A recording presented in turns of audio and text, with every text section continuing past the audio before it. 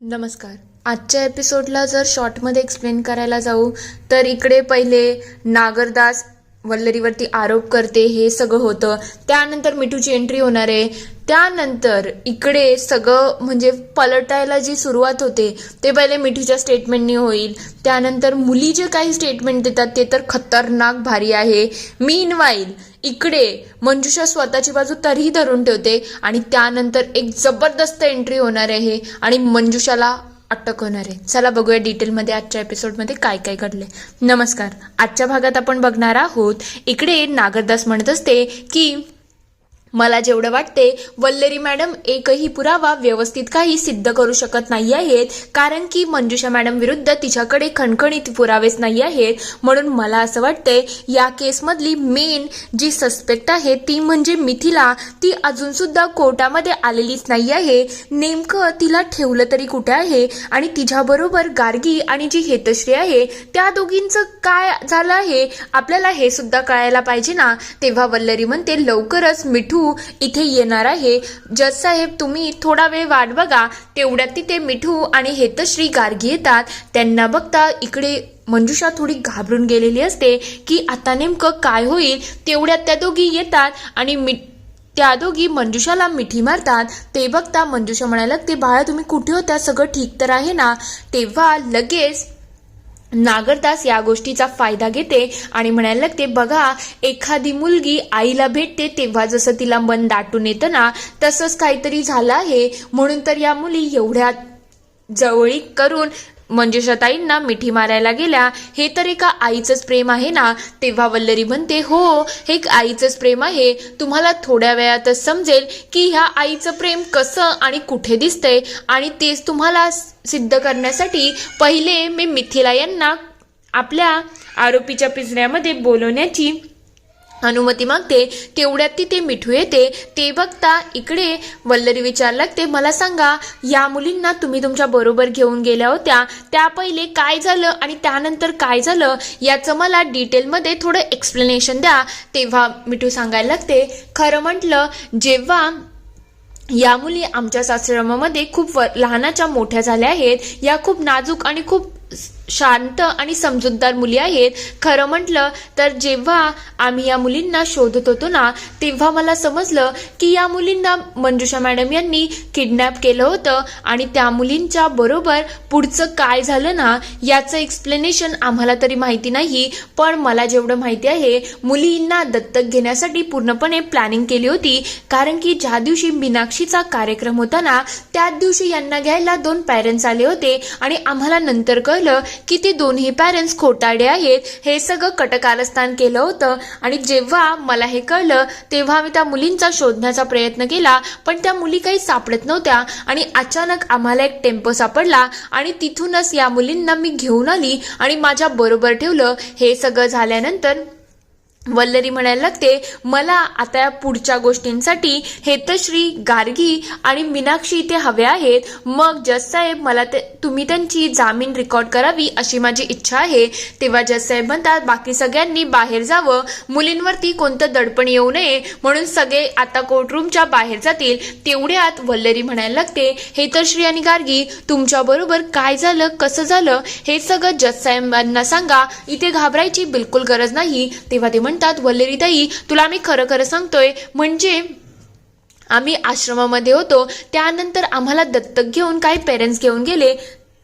त्यांनी आम्हाला काहीतरी खायला दिलं आणि त्यानंतर अचानक आम्हाला चक्कर यायला लागली आणि पुढचं काय झालं ते आम्हाला आठवत नाही. पण त्यानंतर आम्ही एका गोडाऊनमध्ये गेलो होतो. तिथे खूप सारे बॉक्स होते. तिथे मंजुषाताई आम्हाला भेटायला यायची, जेवायला द्यायची. पण तिथले जे काका होते ना ते आमच्यावरती सतत ओरडायचे, आम्हाला काही ना काही असं खायला द्यायचे आणि तिथल्या ना अजून सुद्धा खूप साऱ्या मुली होत्या पण त्या मुली सुद्धा नेहमी झोपूनच असायच्या. त्यांना काही सुधरत नसायचं आणि जेव्हाही जाग यायची ना मंजुषाताई तिथे यायची, आम्हाला जेवायला द्यायची आणि आमच्या बरोबर गोड बोलायची. फक्त त्या माणसांना सांगायची का आम्हाला त्रास देऊ नका पण तरी सुद्धा सगळ्यांचे हातपाय नेहमी बांधलेलेच असायचे. मला खरंच समजत नाही हे सगळं का व्हायचं. तेवढ्यात वल्लरी म्हणते मलाही ते मीनाक्षीलाई बोलवायची परमिशन हवी आहे. तेवढ्यात ती मीनाक्षीलाई पुढे बोलवते. ते बघता वल्लरी विचारते, मला सांगा ही मुलगी सुद्धा तुमच्या बरोबर होती का? तेव्हा ते म्हणतात, हो हो, ही मुलगी होती आणि हिला ही मंजुषा ताईंनीच आणलं होतं.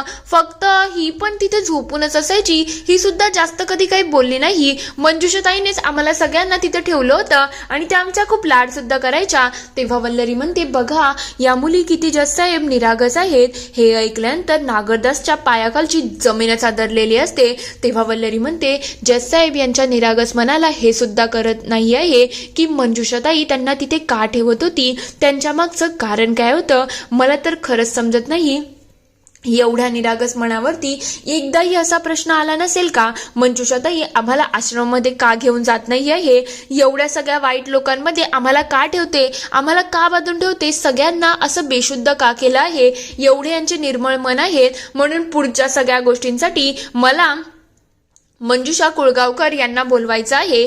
तेव्हा जज साहेब लगेच मंजुषाला बोलवतात आणि सगळेजण तिथे यायला लागतात. तेव्हा वल्लरी म्हणते, मला सांगा मंजुषा मॅडम, तुम्ही समाजसेवेचा वारसा कधीपासून घेतला आहे, हे तुमच्या मनामध्ये कधीपासून आलं? तेव्हा मंजुषा सांगायला लागते, लहानपणापासूनच मला समाजसेवेचा खूप वारसा होता आणि जेव्हा माझं लग्न झालं त्यानंतर मी माझ्या नवऱ्याचा, माझ्या घरच्यांचा कोणाचा विचार न करता अशा अनाथ लोकांच्या, गरजू लोकांच्या गरजा भागवण्यासाठी मी सतत स्वतःचा खूप विचार केला आहे आणि त्यांच्याबरोबर काय चांगलं होऊन यासाठी मी पुरेपूर प्रयत्न केला आहे.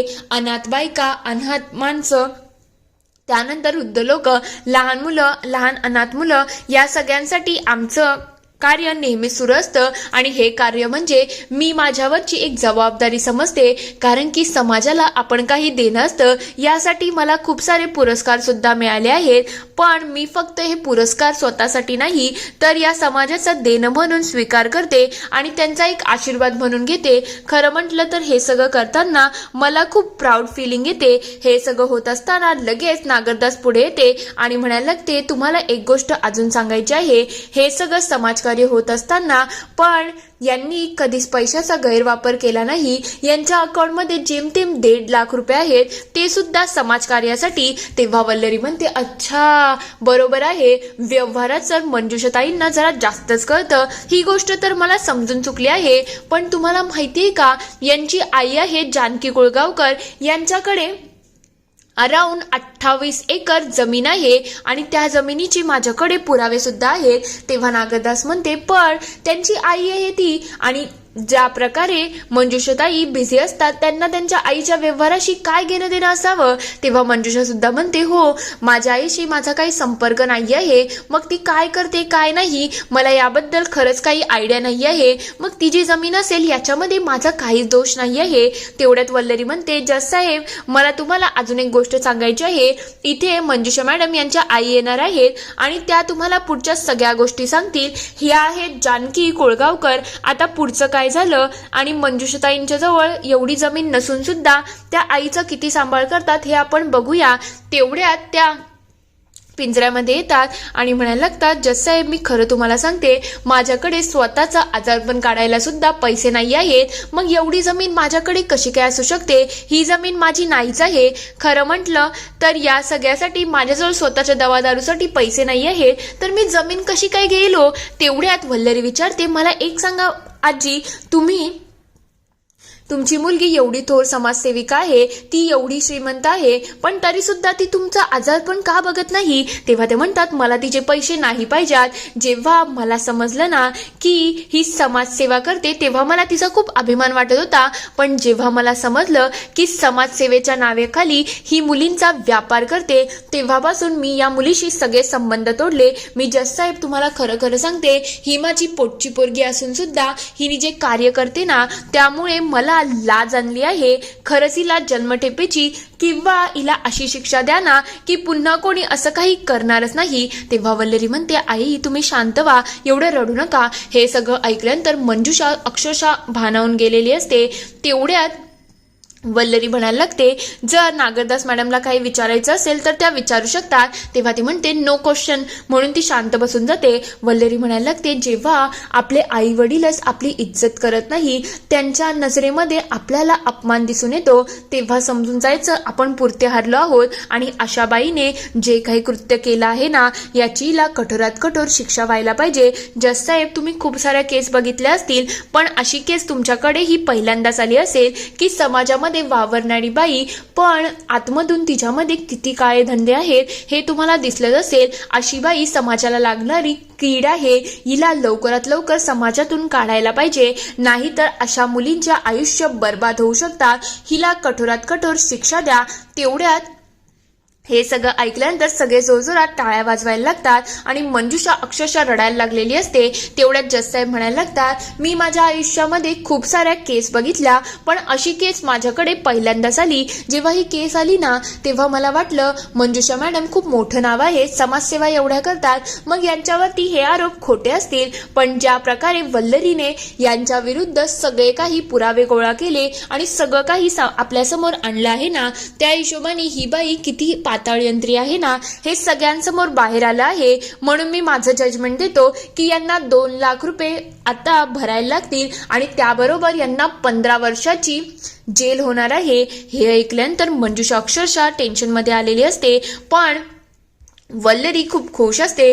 तेवढ्यात सगळेजण एक एक करून तिथून जायला लागतात. वल्लरीला कॉंग्रॅच्युलेट करायला लागतात. तेवढ्यात तिथे नागरदास येते आणि म्हणायला लागते, वल्लरी तू माझ्याबरोबर चुकीचं केलं आहे, याचा इल्जाम तुला भुगतायलाच लागेल. तेव्हा वल्लरीला बघून सगळे खूप खुश झालेले असतात. मिठू म्हणायला लागते, खरंच वल्लरी, तुझ्यामुळे आपण ही केस जिंकलो आहे. तेव्हा वल्लरी म्हणते, माझ्यामुळे नाही, तुमच्या सगळ्यांमुळे, तुम्ही सगळ्यांनी मला सपोर्ट दिला, त्याचमुळे आपण या बाईला अटक करू शकलो. खरंच तुमच्या सगळ्यांचे खूप आभार आहेत. खरं म्हणजे दौलत काका तुमचे सगळ्यात जास्त आभार आहेत. तुम्ही या सगळ्यांना स्वतःच्या घरामध्ये ठेवलं आणि आमच्यावरती खरंच खूप मोठा उपकार केला आहे. तेव्हा ते म्हणतात, मला तर खूप बरं वाटलं की मी तुमच्या काही कामी आलो शकलो, कारण की जेव्हा तुम्ही या सगळ्यामध्ये मला इन्व्हॉल्व केलं ना, माझं घर एकदम बहरून आलं. या छोट्या छोट्या मुली मिठूताई आणि त्यानंतर त्यांचे बाबा, या सगळ्यांना मी माझ्याजवळ ठेवून मलाच खूप प्राऊड फील आली की अशा बाईला जेलमध्ये टाकण्यासाठी माझाही थोडाफार का होईना हातभार लागला आहे. तेवढ्यात सगळे वल्लरीचं म्हणायला लागतात, वल्लरीसाठी hip hip hurray, hip hip hurray. तेव्हा वल्लरी म्हणते, या सगळ्यामध्ये तुम्ही सगळ्यांनी माझी साथ दिली आहे. मिठूताई आणि तेजाताई, तुम्ही नसताना तर आपण या बाईला अटक करू शकलो नसतो. खरंच तुमच्याचमुळे या सगळ्या गोष्टी खूप इझिली झाल्या आहेत. इथे हा पूर्ण एपिसोड संपतो. पुढील भागात आपण बघणार आहोत वल्लरी इकडे मनोजला विचारत असते, काय हो रिपोर्ट काय आलं. तेवढ्यात इकडे लगेच इंदुमती विचारते, मला सांग ना मनोज, सगळं ठीक आहे ना, रिपोर्ट चांगली तर आली आहे ना. तेव्हा मनोज म्हणतो, रिपोर्ट चांगली नाही, खूप जास्त चांगली आली आहे. हे ऐकल्यानंतर थोड्या वेळानंतर यांचा दोघांचा रोमॅन्टिक डान्स सुरू होतो आणि वल्लरी आणि मनोज एक दुसऱ्याच्या खूप जास्त जवळ आलेले असतात. इकडे प्रेरणा म्हणायला लागते, आता सगळ्यांचं छान सुरू आहे, मला असं वाटतंय कोणाची नजर लागावी नको आणि सगळ्यांचं छानच होऊ दे. तेवढ्यात तिच्या हातून एक बरणी खाली पडते आणि काच तुटते. ते बघता तेजा आणि हर्षित सुद्धा थोडे घाबरून गेलेले असतात. तेव्हा प्रेरणा म्हणायला लागते, हा खूप मोठा अपशगुन झाला आहे. इथे हा पूर्ण एपिसोड संपतो. आता नेमकं काय अपशगुन झाला आहे आणि नेमकं आता नवीन काय वादळ येईल, तुम्हाला काय वाटतं ते मला कमेंटमध्ये नक्की कळवा. व्हिडिओ आवडला असेल तर लाईक, शेअर, सबस्क्राईब करायला विसरू नका. Thank you for watching.